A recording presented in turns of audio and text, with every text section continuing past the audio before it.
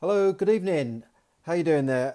Come on a little bit late today, but I wanted to quickly jump on and tell you about the inflation rate in the UK and the rise in cost of things that as prices are going up post the lockdown. And this is the same thing is happening essentially in America. But inflation in the UK reached a 3-year high this week, and it caused stocks to fall back today and gold prices to rise. And obviously, all the gold bugs are saying, yeah, gold's going to go through the roof and that sort of thing. But I'll come on to that a little bit later. But the price of gold was up this week following the figures of inflation, which saw the CPI rise to 2.5%, which is 0.5% above the Bank of England's target. Now, 0.5% doesn't sound a lot, but if you think the target is 2%, then 2.5% is effectively 25% over their target, even though it sounds like a minuscule amount. And gold then climbed to 1,311 per ounce. But gold has been running flat for a long time, so I wouldn't get too excited about this. Gold tends to rise in price during times of fear, like last year, or when there is higher inflation and investors are looking for a hedge against future inflation, because gold over the long term tends to hold its value, and it's seen as a safe haven for investors during times of trouble and turmoil in the stock market. And stock markets have, they didn't drop enormously, maybe 0.5%. The FTSE 100 index was down at around 7,000. Spain's index was down a little bit. The IBEX index 0.5%, no 0.25%. The Shanghai was down about 1%. But so not huge figures, and we know that the stock market is at an all-time high anyway. So this wasn't the straw that broke the camel's back. I think the market was expecting inflation to be high, and the bond market was expecting inflation to be high already. We know that if you look at the shops, and we know how the price of food has gone up, and we are aware that the price of oil has gone up, the price of transport and shipping and all sorts of things have gone up, and those very, very cheap goods we used to get from China don't seem to be around as much now. Even just electrical goods, when I had to replace a small electrical item, well, that's gone up a lot.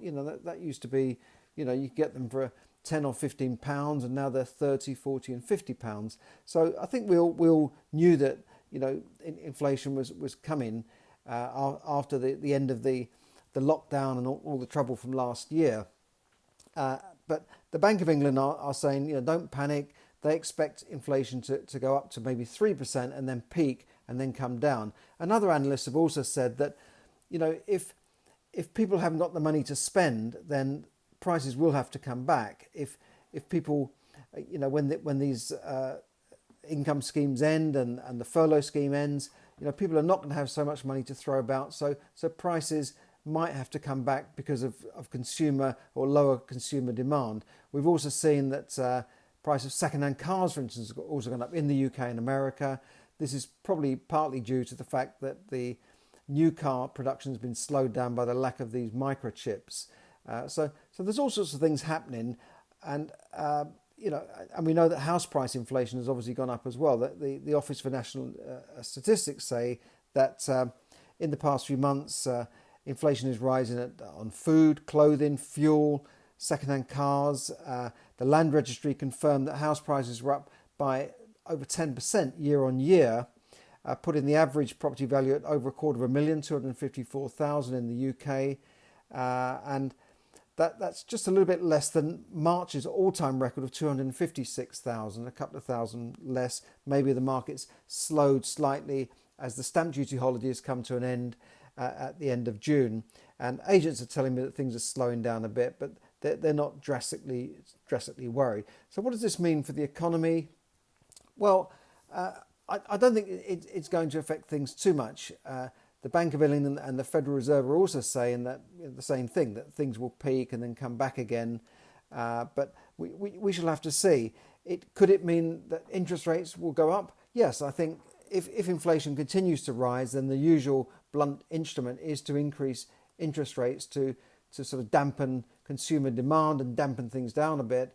And that could happen. But don't forget, the government owes trillions of dollars and pounds and euros to bondholders and banks, and all this money they printed, all this quantitative easing. They've got to pay for that somehow, so they can't start jacking up interest rates by 1% and 2%, because it would literally almost bankrupt the country. Just to explain what inflation is, we saw inflation is very low at the moment and interest rates are very low, but I've lived through inflation when it was like 15-20%.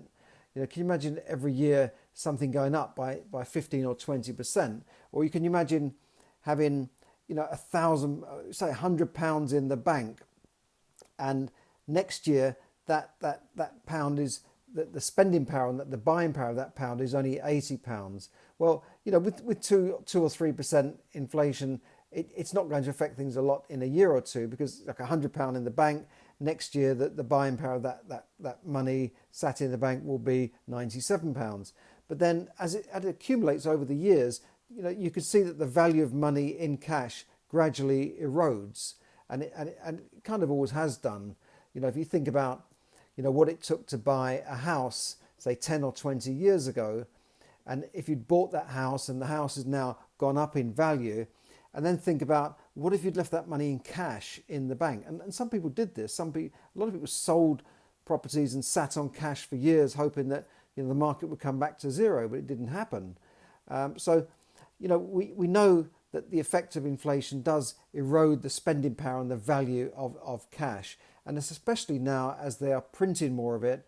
And we knew in sort of in Germany in the 1920s and early 30s that time when they just printed money, and then they kept printing and printing and printing, and the money went down in value so much that if you took out a wheelbarrow of cash to buy a loaf of bread and left it outside the shop, someone would take the wheelbarrow and leave the cash because the wheelbarrow was worth more. That's the old story. But we saw in more recent times similar things happening in Argentina and in Zimbabwe, where people that I knew inside Zimbabwe said people have just given up using the Zimbabwe currency. They're now doing everything in dollars or South African rand. And we saw Venezuela as well, where if you just keep printing money and mismanaging the economy, things usually come back to bite you further down the road.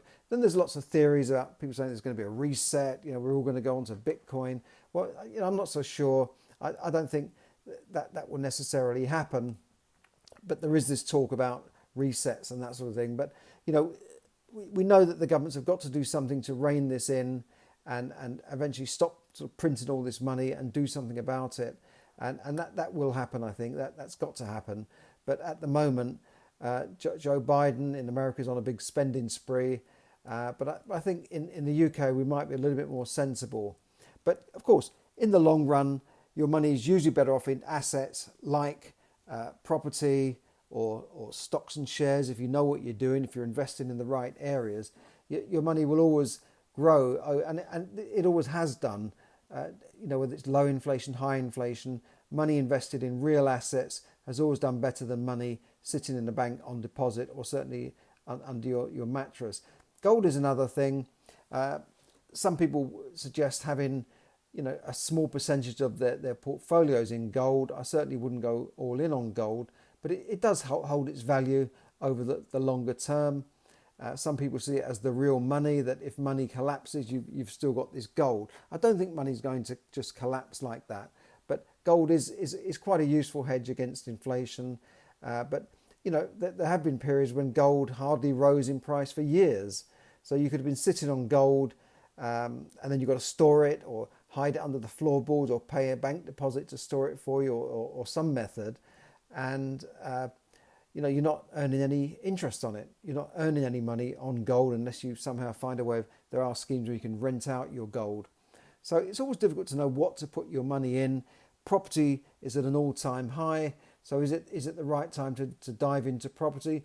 Probably not. But if you need a family home, then why not? It doesn't really matter if you buy a family home today and it goes down in value by 5% next year. Does it really matter? Probably not, because if you're going to stay in that home for 10 or 20 years, it will always bounce back. And you've also got to think about the availability of cheap money.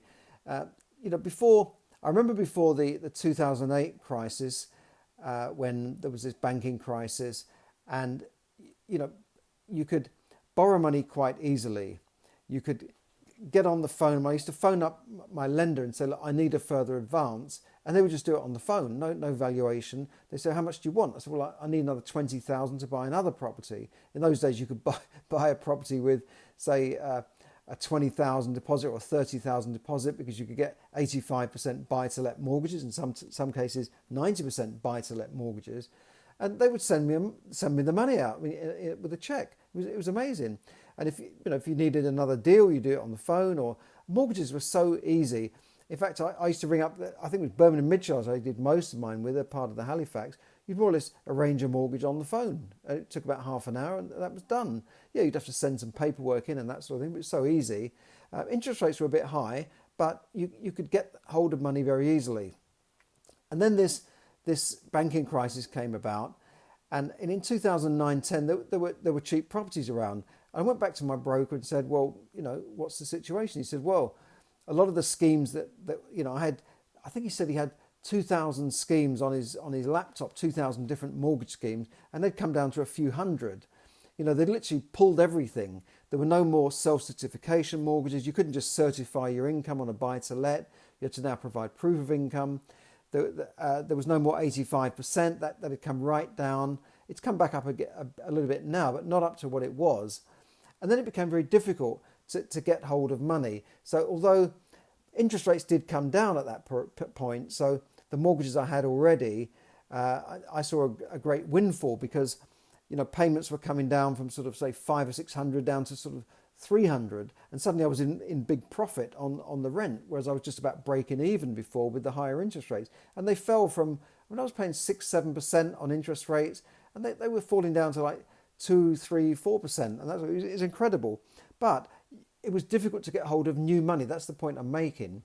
So now, if you're able to buy a property now as a family home, and you can borrow money at say 1%, or maybe you can get a 2 or 3% fixed for a long time, that could be better to take that money now than maybe waiting for a big crash when all the banks will pull in their reins and stop lending. That could happen. So the last time I found out really what the credit crunch was all about, and it wasn't a breakfast cereal, and literally everything was pulled back. I used to keep a few credit cards with 10 or 15,000 limit, and just keep them there on the side in case I needed money, in case I needed to, because in those days they sent you out a wad of these checks, so you could write out a check and send it off to someone, so you could pay a deposit on a property or something like that, and it would go on your credit card bill.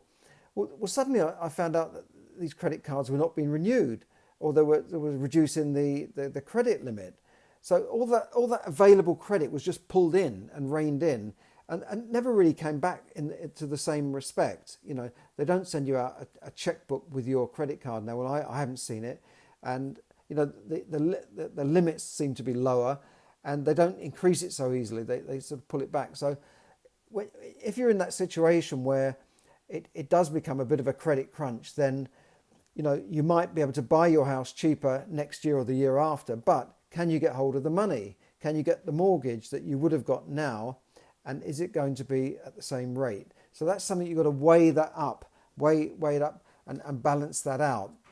So think about that. And it's obviously your decision, but in terms of buying a house for the long term for your family home, I think a lot of people have already made that decision this year. They've said, well, we're just going to do it, because even though prices have gone up, yes, the stamp duty holiday did encourage them a little bit to make that move, but a lot of people are still buying. So I can't see an imminent collapse, but you never know. With the stock market so high, it just takes one little panic thing to trigger the market, and it could all come tumbling down, and then property would come tumbling down with it eventually. A very famous investor called Michael Burry, you might remember him from the film The Big Short. If you've never seen the film Big Short, try and check it out on DVD or Netflix or Amazon or whatever. It's a very interesting film. It takes a bit of time to get your head around what's going on. But Michael Burry was played by Christian Bale, and he was the guy playing those drums with the headset with all the heavy metal. But very, very clever investor.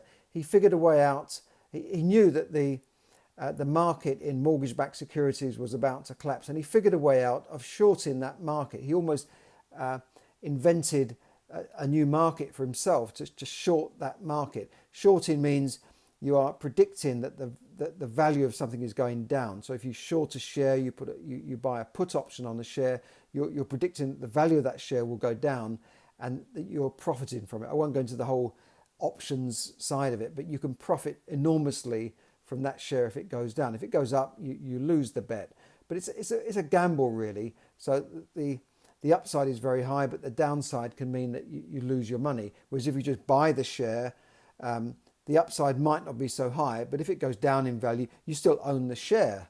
But with an option, you don't. If it goes down in value and the option expires, you don't own that option. So it's something you've got to really know what you're doing to want to go into options trading. But Michael Burry now is taking huge bets against companies like Tesla and some other tech companies, betting hundreds of millions of dollars that the value will go down. And if he's right, then he'll probably be another billion better off. I mean, in that last 2008, he was a couple of billion up. For him and his investors, by the way, he ran a fund. So just think about that. People like him are betting that certain shares in the market are going to drop. So that's one thing to look at. And we don't know what he's doing really. This has been weaned from 13F filings and that sort of thing, but there could be a lot more going on in the background. Investors like Warren Buffett are sitting on something like 140 billion in cash, and many other investors are sitting on cash waiting for the market to fall or waiting for those bargains. And another way of looking at it is that they feel that the market, there's no value there, that they can't buy anything of real value. And that's a similar way I feel about stock market and property. I feel that if I go out and look at, say, a buy-to-let property, the yield is so small, I can't see the value in buying it at that price right now, even though rents are going up actually. But I just feel I want a little bit more value, and I want to be buying in a market where I can negotiate the price and not been put on a waiting list. So, well, if you ask the offer price, we'll put you on a list and see what happens, and then you enter into a bidding war. No, I don't want to buy a property when the market's like that. I'll wait till things calm down, and then it's more of a buyer's market and not a seller's market. So that's my view on the way things are going at the moment. I hope that's been helpful. If you enjoyed this, please follow me, press a like button, share it so that it gets around a bit more, and the algorithms work in my favor and more people see this free content. Now, if you'd like to learn how to become financially free without working any harder and without taking any unnecessary risks in gambling, for instance, then I put up a free training. You can just click on the link here and you can go to this free on-demand training and look at my tips on how to become financially free without working any harder. When I say without working any harder, I mean without working any harder than you are now, or without working any harder than the average Joe works all his life, like my dad, worked from 6 in the morning, come home at 6 at night, and just barely got by all of his life. So if you want to know how you can get out of that kind of rat race and that treadmill, click on the link below and it will take you to a totally free training that you can get some free content from and benefit from. So thanks for listening and have a great evening, and thanks for joining me, and I'll say goodbye for now. And thanks for everyone on Facebook Live. Ronnie there, great to see you. How are things going there, my friend? Hope you're going well. I think you're in Denmark, aren't you? I think, but great to see you, and everyone who tunes in from all over the world. And I do appreciate your comments and your likes and obviously your shares. So thanks a lot, and have a great evening. Don't forget to click on the link for that free training. Bye for now.